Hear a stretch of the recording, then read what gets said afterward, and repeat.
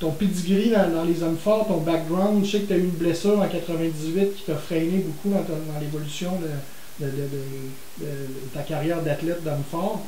Ouais, j'ai commencé à faire des compétitions d'hommes forts en 89. Les compétitions de brouette. Il y avait partout au travers le Québec dans ce temps-là, c'était assez populaire. Fait que ça a toujours bien été. Puis les compétitions vraiment en tant que telles ont commencé en 98, l'année où je me suis blessé. J'ai eu un accident de travail. Un accident que je ne peux pas arranger, même à ce jour. Puis ça me nuit vraiment dans des levées, dans des presses. Je peux juste tirer.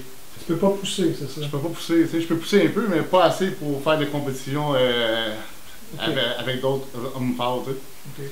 Sauf que je peux tirer. Fait que ce que je fais depuis 2005, c'est que j'ai tiré un avion à Dorval.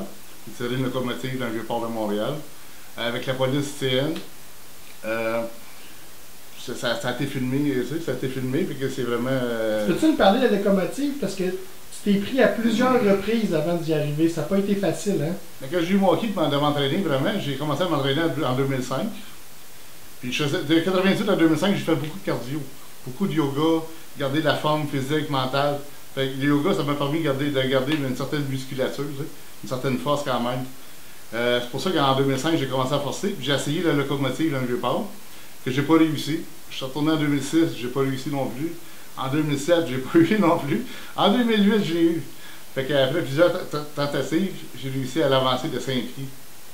Fait que c'est la plus grosse locomotive qui n'ont pas de CN, c'est la 8800. Fait que ça vérifie, c'est 420 000 livres le poids total de la locomotive, plus le diesel. Le diesel, c'est assez présent, là. Un poids total de 468 000 livres.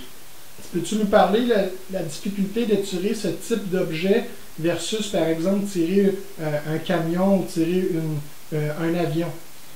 L'avion, je trouve ça plus facile, l'avion, parce que c'est le pneu est vraiment gonflé au maximum. C'est le terrain, c'est du ciment. Fait que ça va quand même assez bien. C'est pour ça qu'on le voit à la télévision, la plupart des hommes forts le font, ça. Comme un camion. Aussitôt que tu sais, le camion, il va décoller. Il devient plus dur en chemin. Ton cardio est accéléré plus vite, c'est plus dur, ça se compare pas, tu sais. Sauf la locomotive, c'est que tu forces au maximum. J'ai jamais forcé de même de toute ma vie. J'ai forcé, puis là tu forces, à un moment donné, ça devient l'adrénaline mentale. C'est vraiment le mental qui embarque. Ça m'a pris peut-être 30 secondes de faire.